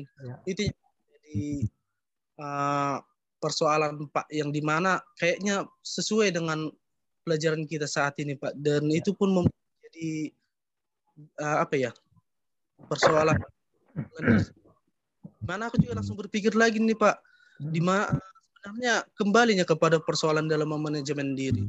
Ternyata setelah memanajemen diri sendiri pun nggak cukup juga, Pak, di mana ya tuntutan dari orang tua, tuntutan dari teman-teman, tuntutan dari pun kadang juga mempengaruhi kitanya, Pak, untuk lah sekedar dapat nilai aja lah, nggak jadi nggak dinikmati, Pak, pelajaran itu, Pak, ya sekedar lewat pelajaran, Pak, lewat mata kuliah ini ya udah lewat, nggak usah udah lewat semua apa itu pelajarannya, nggak dipahami lagi, ya udah tahun depan selesai dari mata kuliah ini udah nggak ingat lagi entah apa pelajarannya. Jadi gitu dia, Pak, persoalan yang ku hadapi, Pak, dan dihadapi abangku juga, Pak, sebagai sharing atas kasus studi itu, Pak. Demikian, Pak. Baik, terima kasih.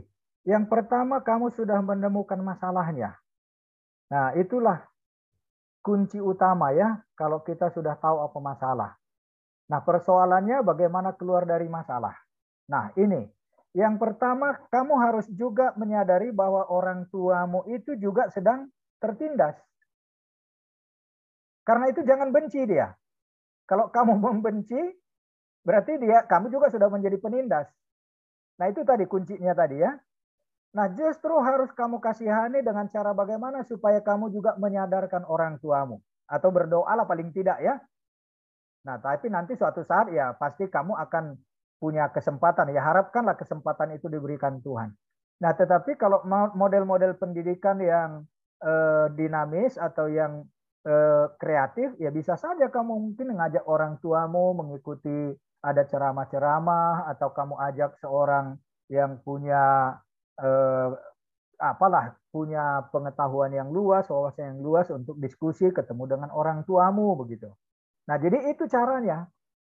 Supaya kamu juga jangan jadi melakukan penindasan ketika kamu membenci atau bahkan memberontak kepada orang tuamu. Itu yang pertama. Yang pasti kamu sudah menemukan masalah dan kamu mau keluar dari situ. Nah, karena itu ketaatanmu kepada orang tuamu ya batas-batas yang wajar. Jangan jadi karena kamu terpaksa untuk melakukan itu. Dan yang lebih baik seandainya kamu juga bisa belajar menikmati ya. Jangan-jangan ada yang memang selama ini kamu belum bisa menerimanya atau belum nyaman, ya di situ juga Tuhan mau membentuk kamu menjadi sesuatu yang akan menjadi lebih baik nanti. Mungkin pelajaran itu tidak kamu sukai atau bidang yang dikatakan oleh orang tuamu itu tidak kamu sukai, tetapi dengan kerendahan hati kamu juga bisa menjadikan itu menjadi proses kamu untuk menemukan jati dirimu sendiri ya, seperti abangmu tadi ya. Ya benar, memang kalau orang yang punya kreativitas, punya keterampilan, pasti nggak akan suka jadi pegawai negeri. Itu akan tidak menjadi pilihan pertama. Nah, tetapi apa boleh buat? Kalaupun abangmu sekarang sudah menjadi pegawai negeri, ya disyukuri juga. Karena dengan itu dia juga bisa pertama menyenangkan hati orang tuamu, tetapi kedua juga dia bisa belajar untuk menemukan jati dirinya di situ dan berguna untuk di mana dia nanti lembaga instansi dia itu, ya dia lakukanlah sesuatu yang bukan hanya sebagai pegawai negeri yang hanya tinggal tanda tangan, baca koran, pulang, terima gaji. Jangan seperti itu. Tetapi dia menjadi pembaharu juga di tengah-tengah lingkungan instansinya itu. Nah, jadi dengan cara berpikir seperti itu, seseorang tidak akan tertindas, tetapi juga dia tidak akan berbuat yang tidak baik. Apalagi sampai melakukan lagi penindasan. Atau kepada dirinya, memaksa dirinya, atau kepada orang lain. Atau hanya takut atau turut perintah kepada orang tua atau kepada pimpinan. Nah, jadi disinilah pembebasan itu yang memang harus sejatinya kita alami sendiri dan kita berkreasi untuk melepaskan diri dari segala bentuk-bentuk penindasan yang membuat kita tidak akan terbeban, tidak akan terpaksa. Dan itu membutuhkan kedewasaan memang. Orang-orang yang dewasa. Nah, itulah proses pendampingan yang kita perlukan dari seorang yang disebut guru ya. Nah, jadi seorang guru itu menjadi tempat kita belajar untuk bertanya dan dia akan berbagi, berdialog. Kita bertanya, dia akan memberi jawab begitu. Nah, karena itu jangan pernah sungkan untuk bertanya. Bahkan kepada orang yang menindas kita.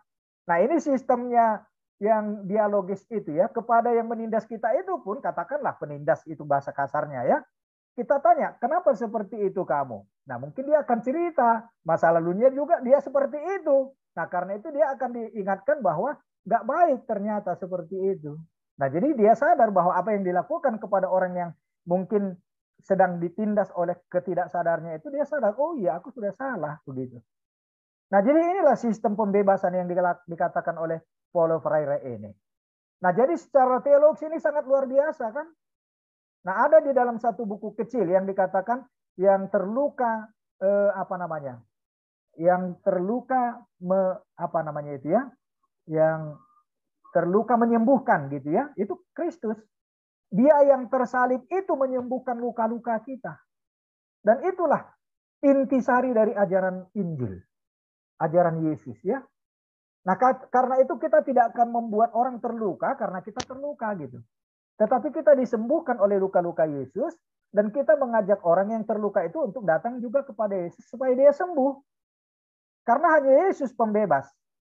Tidak ada apapun yang dilakukan manusia untuk bisa membebaskan diri dari segala persoalannya. Tetapi ketika dia sudah berjumpa dengan Yesus yang terluka, yang disalibkan, yang mati untuk kita, disitulah kita akan sembuh dan dipulihkan. Nah, jadi ini sebenarnya gagasan yang sangat luar biasa, fundamental di dalam ajaran Injil, di dalam Yesus Kristus itu. Nah, jadi seperti abangmu yang kamu katakan tadi itu, ya kamu juga bisa bantu dia supaya jangan jadi terpaksa dengan pegawai negerinya. Ya bisa saja dia juga lakukan, memang ada hobinya yang lain, ya sambil dikerjakan, tetapi tanpa harus korupsi dalam arti waktu atau mencuri aset-aset di apanya ya, di pegawai negerinya itu. Tetapi dia bisa membuat alternatif, bisa dia juga berkreasi dengan waktu-waktu luang yang dia bisa kelola. Dan disitulah kepemimpinan itu sesungguhnya dalam praktek. Nah, jadi kalau kita sudah bisa memahami dan mempraktekkan ini, ya kita sudah menjadi pemimpin. Kita tidak akan butuhkan jabatan lagi dan tidak melakukan kejahatan untuk dapat jabatan. Tidak perlu itu. Nah, jadi jabatan itu hanya tambahan kalau memang Tuhan mau, ya kita diberikan. Tapi kalau tidak, enggak usah paksakan. Dan kita tidak akan berdosa atau tidak akan membuat gerakan supaya orang juga memihak kepada kita. Tidak. Tetapi kita merdeka tetap. Orang juga tidak akan menjadi terpaksa untuk mengikut kita atau ambil-ambil muka. Nah, disitulah pendidikan kaum tertindas ini yang sungguh-sungguh membebaskan, mendapatkan pembebasan. Dan tidak akan lagi merasa terpaksa dan apalagi melakukan penindasan kepada orang-orang yang belum tahu begitu. Oke, luar biasa dari sharingnya si Mikhail Simanjuntak ya. Terima kasih. Semoga kamu juga bisa mendapatkan pembelajaran yang sangat sangat mengena dari lembaga apa tadi? Kelompok mana yang kamu bilang? Gospel Light for Indonesia, Pak. Ya, syukurlah ada teman-teman yang bisa kita belajar. Di kampus mungkin nggak kamu dapatkan itu. Tapi di orang lain, ya syukurlah kalau masih ada kesempatan. Oke, yang lain silakan. Silakan Morris, ada yang kamu mau sampaikan? Pak, terima kasih Pak. Menurut saya kan Pak, dalam ada studi kasus di manajemen pendidikan ini Pak, ada dua hal yang harus diperhatikan berkaitan dengan dunia pendidikan. Ini evaluasi pendidikan. Dan yang kedua pemikiran untuk memfungsikan pendidikan di Indonesia. Dan dua hal ini ketika kita tarik ke dalam manajemen pendidikan yang berjalan di Indonesia, ada beberapa fenomena menarik yang sangat menonjol dalam dewasa. Ya, di antaranya pendidikan kita tidak mendewasakan anak didik. Ya. Yang kedua, pendidikan kita telah kehilangan objektivitasnya. Betul. Yang ketiga, pendidikan kita tidak menumbuhkan pola berpikir. Yang keempat, pendidikan kita tidak menghasilkan manusia terdidik. Ya. Yang kelima, pendidikan kita dirasa membelenggu.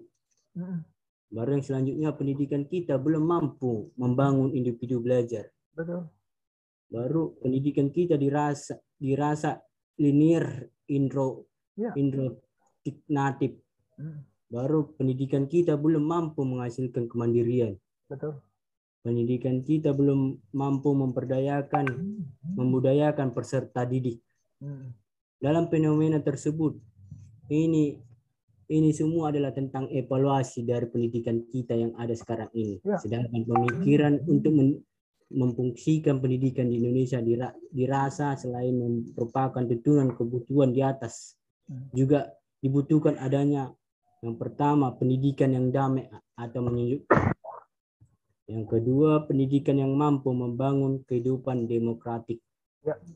Yang ketiga, pendidikan yang mampu menumbuhkan semangat menjunjung tinggi HAM. Dan pendidikan yang mampu membangun keutuhan pribadi manusia berbudaya. Itu Pak dari saya Pak. Terima kasih. Ya, inilah evaluasi dari Menteri Pendidikan kita sekarang ini. Ya, sebenarnya kita sangat bersyukur dengan seorang Menteri Pendidikan ya, Bapak Makarim ini. Dia memang sudah belajar dididik dari suasana kebebasan. Tetapi apa boleh buat, karena politik negara kita ini kan dari sejak dulu, apalagi masa Orde Baru itu, hanya membuat manusia itu sebagai alat untuk mencapai tujuan. Dan itu tujuan negara, bukan tujuan manusia, manusia yang dididik itu ya. Dan ini pembodohan itu. Nah, ini mungkin bisa menjadi kesadaran bagi kita, karena kita memang berlatar belakang dari bangsa yang dijajah. Tapi orang Batak sebenarnya bukan bangsa yang dijajah ya. Di luar Batak itu ya memang orang-orang yang terjajah itu. Cuma kita orang Batak ini dari latar belakang kita yang kemudian hari banyak sekali juga unsur-unsur yang tidak Kristiani yang masih dipelihara. Atau mungkin juga kekristenan yang datang ke kita awal-awal yang membawakan dominasi budaya Barat. Sehingga kita dianggap sebagai kelas bawah. Dan itu yang harus kita sadari sebenarnya di gereja kita ini, latar belakang Barat ini. Karena kita kan berlatar belakang dari gereja Barat, budaya Barat itu menganggap kita orang pribumi ini rendah. Dan itu masih ada tersisa. Sehingga perilaku pimpinan-pimpinan kita juga masih seperti itu. Sadar atau tidak, mereka masih memperlakukan cara seperti itu. Jadi tidak mampu untuk menghargai orang yang lebih kecil atau lebih rendah daripada dirinya. Dan sering kali itu diperalat. Nah, jadi ini yang kita belajar dari teorinya si Paulo Freire ini ya, dan itu sebenarnya juga yang sudah diterapkan, yang kita pelajari di dalam manajemen kepemimpinan selama 1 semester ini. Nah, jadi dengan teorinya Paulo Freire ini kita diajak untuk melepaskan diri dari penindasan tanpa kita harus menjadi penindas yang baru. Ya, kita bersyukur karena Menteri Pendidikan kita sekarang sudah membuat tidak lagi NEM dan nilai-nilai akademik itu sebagai standar atau nilai-nilai formal apanya itu ya. Tetapi itu sudah menjadi pembaharuan yang sangat sulit sebenarnya di Indonesia ini. Dan barangkali juga gereja kita belum sanggup untuk memahami atau apalagi menerapkan. Karena kita masih ada dalam konteks penindasan. Dan orang-orang yang memimpin kita selama ini juga menindas kita. Nah, yang menjadi persoalan jangan kita lagi menjadi pelaku penindasan. Saat ini ya, kita juga harus berbelas kasihan kepada mereka yang menindas kita. Para pemimpin yang tidak sadar itu mereka menindas kita, ya kita juga harus berbelas kasihan kepada mereka, karena mereka juga sebenarnya sedang tertindas dari ketidaktahuan mereka, dari kesombongan mereka, atau mungkin dari niat-niat jahat mereka yang tersembunyi ya. Itu kepalsuan. Nah, karena itu jangan kita menganggap mereka orang suci. Oh, tidak benar itu. Belum tentu. Kesalehan mereka itu belum tentu kesalehan yang benar itu. Bisa jadi kepalsuan itu. Khotbah-khotbah yang di atas mimbar itu juga jangan-jangan hanya untuk menyenangkan hati orang pendengarnya. Nah, jadi karena itu jangan kita menjadi pengikut kepada manusia. Apalagi kalau kita sudah tahu dia itu berkamuflase, pura-pura. Ada hal-hal yang dia sembunyikan, tetapi penampilannya hebat. Artinya kita juga harus berdoakan dia, berbelas kasihan kepada dia. Tapi jangan ikuti dia. Artinya jangan ikuti cara dia itu ya. Kita harus menjadi orang yang bebas. Nah, kebebasan kita itu sepenuhnya adalah pemberian Tuhan Yesus. Jangan dirampas lagi oleh orang lain. Oleh kekuasaan, oleh jabatan, oleh kepentingan orang-orang yang rakus dengan segala hal ya, dengan uang, dengan segala harta, kemewahan yang macam-macam lah dunia ini ya. Nah, karena itu kita juga dalam rangka itu sebenarnya pendidikan kita yang kita sedang jalani ini, terutama dengan mata kuliah yang saya kasih kepada kalian 1 semester ini ya, manajemen kepemimpinan, supaya kita betul-betul menjadi pemimpin bagi diri kita dan juga bagi orang lain. Jangan jadi penindas. Atau mungkin ketika kita sekarang ini, jangan jadi hanya ikut-ikutan saja atau hanya patuh saja kepada perintah. Tetapi juga kita bisa membebaskan orang yang dalam posisi jabatan struktur, di dalam satu tatanan organisasi, bisa saja dia sebagai pemimpin ya. Tapi bisa jadi dia juga adalah orang yang tertindas. Dari ketidaktahuannya, dari kejahatannya, dari dosanya. Nah, bagaimana supaya dia juga kita sadarkan? Nah, inilah prosesnya yang dimaksudkan oleh pendidikan kaum tertindas dan pendidikan pembebasan oleh Paulo Freire ini ya. Nah, jadi sangat tepat apa yang kamu sampaikan itu sebagai evaluasi karena memang kita masih ada di tengah-tengah budaya yang seperti itu. Bayangkan sajalah sudah ratusan tahun kita dijajah oleh penjajah Belanda, juga oleh pemimpin kita yang ambisius tadinya ya, yang memang sudah lakukan segala macam cara untuk dia menjadi pimpinan, menjadi kepala, menjadi segala macam lah ya. Nah, jadi orang-orang yang seperti itu. Nah, karena itu kita juga harus mempertobatkan diri kita dan juga orang lain. Seperti pilkada-pilkada ini, jangan mau ikut ke situ. Apalagi seperti hari ini kan, yang pemilihan-pemilihan kepala desa ini, bermain semua uang di situ barangkali. Atau pengaruh, padahal orangnya nggak benar, dipilih juga. Nah, jadi hal-hal seperti ini yang kita harus bebas. Nah, tetapi saya boleh katakan, ini pengalaman saya ya sendiri ya, siaplah untuk disingkirkan. Siap. Ya, seperti saya ya. Saya ini orang tersisih, tetapi saya nggak pernah merasa tertindas. Saya bebas. Nah, saya kasihan kepada mereka yang tidak tahu karena kuasanya, karena kehebatannya, mereka singkirkan saya atau saya difitnah segala macam kata-kata ya. Saya kasihan. Tetapi ya memang belum mampu saya untuk membebaskan pelaku penindasan itu dari ketertindasannya. Dia sedang tertindas sebenarnya. Ya, tetapi apa boleh buat? Saya juga harus menetralisir, menormalisasi kondisi saya ya. Ada saatnya ya kita doakanlah, ada waktunya kita untuk bisa saling bertobat dan menobatkan ya, jangan menyadarkan kesalahan ya. Nah, artinya bahwa kehidupan kita tidak ada target harus hari ini selesai, harus besok selesai, tetapi itu sebuah proses yang panjang sampai nanti kita dijemput Tuhan. Karena itu proses pendidikan itu tidak akan pernah selesai. Begitu juga sikap kepemimpinan kita bukan karena kita punya jabatan, bukan. Tapi karena kita sadar dan kita tidak mau ditindas. Dan kita mau membebaskan orang-orang yang berkuasa, yang mereka anggap mereka itu pemimpin ya, yang sebenarnya mereka sedang tertindas. Mereka itu sedang tertindas, tapi nggak sadar. Nah inilah. Nah artinya seperti yang dikatakan Yesus dalam doa di kayu salib itu, kita berbelas kasihan kepada mereka dan suatu saat Tuhan berikan kesempatan bagi kita untuk mereka itu juga bisa bertobat, dibebaskan ya dari penindasannya yang dia lakukan kepada orang lain. Mereka juga sedang tertindas. Ya paling tidak tentu dalam iman Kristen ya tertindas oleh dosa, oleh iblis yang bercokol dalam hatinya ya. Nah inilah luar biasanya persepsi ajaran Alkitab dan yang diterapkan dalam teori-teori pendidikan dan kepemimpinan, terutama juga oleh Paulo Freire yang sangat luar biasa ini. Tapi sayang karena para akademisi kita, apalagi yang tamatan-tamatan dari kita inilah ya, saya meragukan mereka pernah belajar ini. Nah ini sangat luar biasa ini ya, dari teorinya si Paulo Freire ini. Karena itu saya di akhir pertemuan kita mata kuliah ini saya berharap ini hanya sekedar untuk kalian mengenal saja ya siapa Paulo Freire.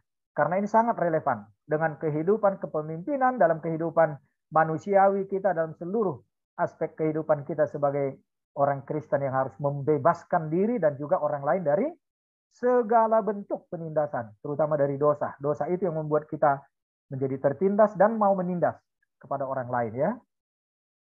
Oke, terima kasih yang kamu sampaikan tadi itu betul sekali dari evaluasi pendidikan bangsa kita ya. Karena itu memang masih jauh. Apa yang dikatakan oleh Bapak Nadiem Makarim ini untuk dipahami saja bagi banyak orang masih sulit. Apalagi untuk menerapkannya. Dan akan banyak juga orang bingung untuk melakukan atau membebaskan dirinya. Untuk menjadi betul-betul belajar merdeka itu ya. Nah jadi intinya ini sebenarnya.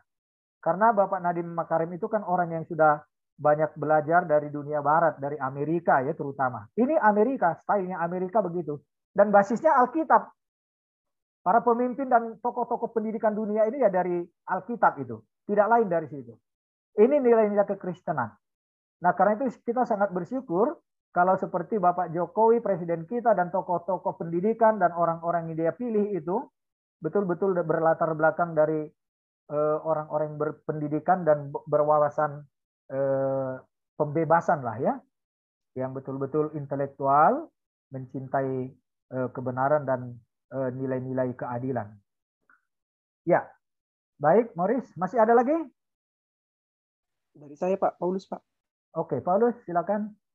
Ini si Cipto Tawada ini kok hanya kamu sendiri yang tampil apanya? Tolong di-mute kan. Kamu punya. Karena tampil terus si Cipto. Oke, Paulus.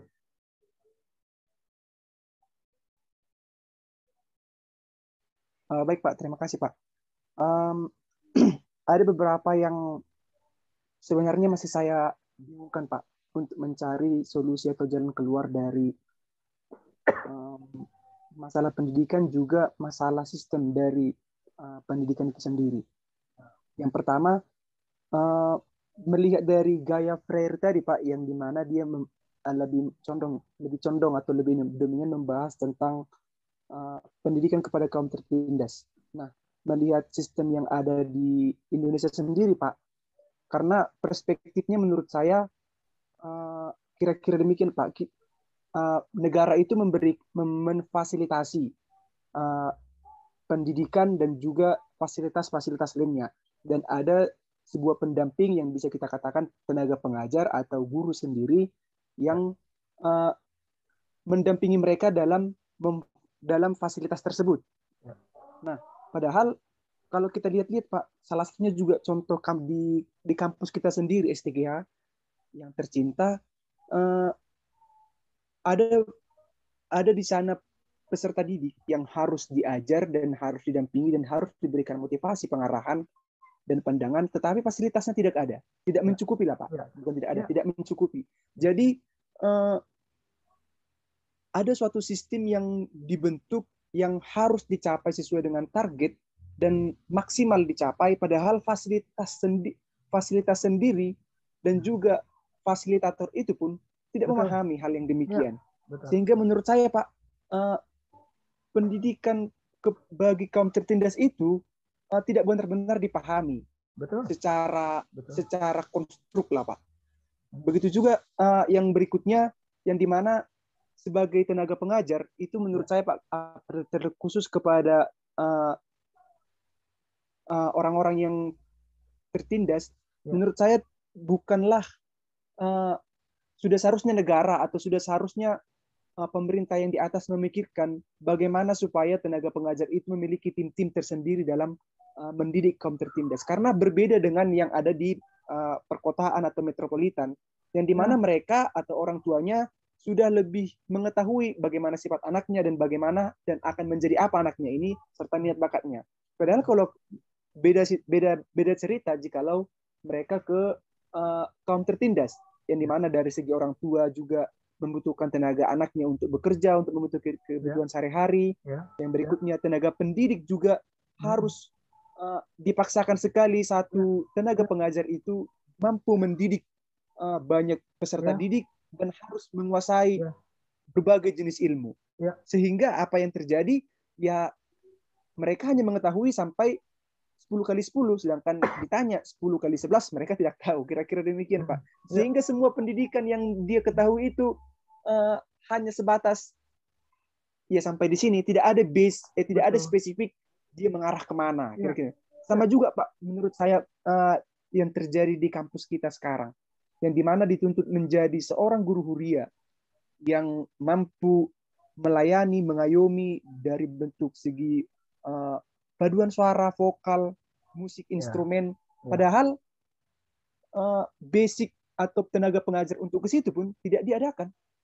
Sehingga apa yang terjadi, ya kami lah Pak, tuntutan itu banyak dan kami merasa tertindas di akhir semester sekarang. Dan ya kira-kira demikian lah Pak. Aduh, itulah. Iya, inilah lingkaran setan kemiskinan itu ya. Kemiskinan dalam arti wawasan, kemiskinan dalam arti lembaga, kemiskinan juga dalam arti kehidupan hal-hal yang spiritual. Nah, jadi dari apa yang kamu katakan tadi, saya juga mau katakan sedikit, inilah kecolongan gereja kalau tidak lagi melakukan bentuk-bentuk pendidikan sekolah. Kalau gereja sudah melepaskan sekolah-sekolah itu. Dan ini bahaya. Nah, karena itu seperti contohnya di luar negeri, negara-negara Kristen dulu, atau di Amerika, di Eropa gitu ya, lembaga pendidikan yang paling bagus adalah yang dikelola oleh gereja. Universitas-universitas yang terkenal sampai sekarang itu adalah itu milik gereja itu tadinya. Nah, kan negara itu juga sudah negara Kristen tadinya ya, memang sudah dibangun atas dasar prinsip-prinsip Alkitab. Nah, setelah sekarang ini ya memang negara tidak lagi mencampuri persoalan-persoalan agama. Nah, jadi itu berjalan sebagai sebuah universitas yang memang sudah punya landasan basis Kristen itu. Dan itulah kemajuan yang dihasilkan oleh gereja di dunia modern ini sekarang. Nah, artinya yang saya mau katakan, kasihan sekali kita gereja HKBP ini, akhirnya sekolah-sekolahnya diberikan begitu saja dan tidak dianggap lagi sebagai tanggung jawabnya. Dan lebih memprihatinkan lagi kalau orang-orang yang sudah menjadi berpendidikan tinggi, doktor-doktor dari luar negeri, menjadi pemimpin atau menjadi pendidik di lembaga pendidikan HKBP kita ini, tetapi tetap berperilaku sama seperti orang yang tidak pernah berpendidikan di dunia barat. Kasihan, kasihan. Karena dia masih terikat lagi kepada akar budaya yang lama itu. Sistem yang lama itu juga masih mengikat dia. Dia belum bebas dari situ. Nah, karena itu lihat saja lah bagaimana mengelola gereja kita ini, mengelola lembaga-lembaga pendidikan gereja kita ini. Itu penindasan. Ya jujur pengalaman saya seperti ini yang membuat saya berontak dulu di STT HKBP. Mahasiswa diajak ke sana kemari penjemaatan, cari uang, minta sumbangan. Tetapi ya dikatakan itu untuk fasilitas. Ternyata enggak. Enggak ada peningkatan. Dan saya berontak. Nah, karena itu saya dipecat. 5 orang kami dipecat. Dan kami demo ya. Ya termasuk Eporus ini sekarang. Adik kelas saya 2 tahun yang menjadi anggota pasukan saya ini dulu. Untuk berontak kepada rektor waktu itu. Nah, jadi cara seperti ini yang harusnya disadari. Tetapi kok mereka sekarang jadi pemimpin, nggak ada juga perubahan. Itu makanya saya prihatin, kasihan. Dan tidak terbuka wawasannya itu. Apa yang dialami dulu yang tertindas dari sejak kecil, dalam keluarga, di masyarakat, karena kemiskinan, kemelaratan itu, begitu susahnya untuk dia bisa sekolah, dibantu oleh orang, dapat beasiswa. Tetapi setelah sekarang menjadi dokter, menjadi hebat, menjadi pemimpin, kok nggak lepas dari wawasan-wawasan yang masih terikat seperti dulu. Ini yang saya prihatin. Kok tidak ada sesuatu yang lebih baru, lebih baik yang membuat anak-anak yang sekarang ini bisa bebas. Nah, saya jujur dulu waktu saya di STT, bayangkan saya masuk STT tahun 79 ya. Mungkin tahun kelas-kelas tingkat 1 atau tingkat 2 itu tahun-tahun 80 lah gitu ya. Saya sudah kritis sekali bertanya kepada dosen saya di ruang kuliah. Waktu itu Domine F. Siregar ya, dosen kami. Karena pengalaman saya sangat miris. Ada mahasiswa yang terlambat datang weselnya, dikeluarkan dari ruang kuliah, tidak boleh makan, dia asrama. Waduh, ngeri kali. Kami ini kan mau jadi pendeta gitu saya pikir kan. Jadi saya tanya kepada dosen itu, Domine F. Siregar almarhum. Kalau saya hitung-hitung Pak, ini dari persembahan jemaat ini, kami nggak perlu lagi bayar uang kuliah. Kami kan mau jadi pendeta. Kenapa seperti ini saya bilang. Apa jawabnya? Ya, itulah yang namanya horsik katanya. Saya dulu nggak tahu apa arti horsik, nggak tahu saya bahasa Batak dulu kan. Kawan-kawan sudah ngakak, ketawa semua. Nah, tetapi baru dijelaskan. Itulah kenyataannya. Sampai sekarang nggak berubah. Kok seperti itu? Orang-orang sudah berpendidikan internasional, sudah pengalaman ke luar negeri, pengalaman-pengalaman bagaimana kebebasan itu, pendidikan yang sangat luar biasa ya. Tapi kok jadi pemimpin sekarang nggak ada perubahan. Dan tidak ada sesuatu sikap yang sungguh-sungguh untuk ya ujung tombak dari misi, ujung tombak pelayanan itu, siapa orang-orang yang harus dipersiapkan menjadi calon-calon pemimpin masa depan, kok hanya karena kepentingan sesaat, karena dukung-mendukung kepentingan saja gitu ya. Makanya saya prihatin. Nah, jadi pengalamanmu itu ya memang biarlah kita juga menjadi bagian dari, ya kalau saya sih karena menganut teologi salib saya siap menderita. Dan saya tidak akan berontak. Karena itu dulu waktu masa lalu saya, itu waktu muda saya itu. Sekarang nggak mau berontak saya. Tetapi saya kasihan. Nah, tetapi siapa orang-orang yang memang sudah dibebaskan dari kondisi yang seperti ini? Supaya jangan dia lagi menindas ketika dia mempunyai kedudukan, punya kuasa. Dia harus menjadi pembebas harusnya. Apalagi kalau dari segi pendidikan ya, dia sudah mencapai strata 3 ya. Waduh, kasihanlah kalau ini tidak disadari. Harusnya inilah yang menjadi kelebihan dari mereka-mereka yang punya strata 2, strata 3 yang harus menjadi pemimpin yang membebaskan sungguh-sungguh dan tidak lagi melakukan seperti kejahatan-kejahatan untuk jabatan ini. Apalagi kalau sudah dia punya jabatan, memperkaya diri ya. Nah, saya harap ini menjadi pembelajaran buat kalian. Ya, seperti yang saya katakan tadi, karena memang ini hanya satu mata pertemuan untuk menambah ya, sebagai penutup mata kuliah kita ini. Hanya memperkenalkan tokoh Paulo Freire dengan gagasan-gagasannya. Kalian bisa gumuli dan teruskanlah nanti. Menjadikan ini menjadi pemicu merangsang kalian untuk tidak merasa cukup dengan nanti kalian selesai dari STGH ini S1 ya. Kita teruskanlah supaya kalian juga menjadi pembaharu yang memperbaiki gereja kita ini dan masyarakat kita ini ya. Tapi jangan kompromi dengan segala bentuk kejahatan dan penindasan. Karena ketika kita mau terpengaruh dengan itu, kita akan menjadi penindas dan membiarkan diri kita ditindas kembali. Karena itu kita jangan mau mengikuti gaya-gaya atau mendukung orang-orang karena ada sesuatu ya. Tapi pembebasan yang kita harapkan adalah bagaimana kita sebagai pemimpin, bukan karena jabatan, juga karena kita sudah dibebaskan oleh Kristus. Terutama dari dosa. Jangan lagi lakukan dosa yang sama ketika engkau hari ini ditindas.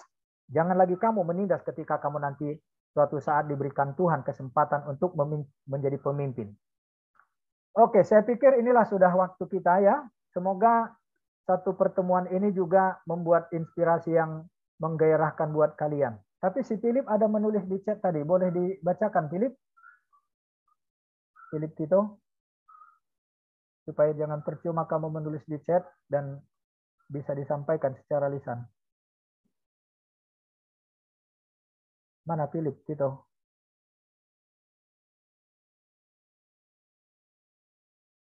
Nggak dengar dia. Katanya Pak, kata si Philip tadi sama aku Pak, jaringan dia kurang bagus Pak. Jadi makanya di chat. Oh ya, oke. Dibaca saja ya, pendidikan di Indonesia tidak adil. Dalam arti pelajar disamaratakan kemampuannya dan gaya belajarnya, yaitu menghafal dan menerima materi dari gurunya saja. Dan itu yang sudah diperbaiki oleh Menteri Pendidikan kita sekarang, Bapak Nadiem Makarim ya. Semoga ya kita doakan, kita juga bisa menikmati belajar merdeka ini ya. Dan kita mulailah dari diri sendiri. Oke, saya pikir itulah kita sudah bisa mengakhirinya. Terima kasih untuk Pak, link absen kita Pak. Ya, masing-masing tolong dibuat daftar hadir karena ini sebenarnya jam kuliah untuk kelas B, tetapi saya minta gabung karena materi ini saya tidak akan ulangi, hanya sekali pertemuan. Oke, nanti saya coba cek ya. Baik, mari kita tutup, kita berdoa. Terima kasih Bapak di sorga untuk kami boleh mengakhiri rangkaian dari pembelajaran selama 1 semester tentang manajemen kepemimpinan dengan materi penutup dari seorang tokoh pendidikan yang juga menghasilkan orang-orang yang menjadi pemimpin di tengah-tengah gerejamu di dunia ini. Biarlah kami juga belajar dari teori Paulo Freire, pendidikan kaum tertindas dan pendidikan pembebasan, sehingga kami sungguh-sungguh menjadi orang yang dibebaskan, bukan lagi penindas dan yang tertindas. Ajarkan kami Tuhan untuk dengan rendah hati, taat dan patuh kepada firman-Mu, menjadi pembebas bagi sesama kami, terutama ketika Tuhan memberikan kesempatan itu bagi kami untuk menjadi pemimpin di tengah-tengah gereja dan masyarakat. Berkati semua pelajaran kami, dan biarlah semua itu boleh kami ekspresikan, kami gunakan dalam pembekalan bagi diri kami ke depan.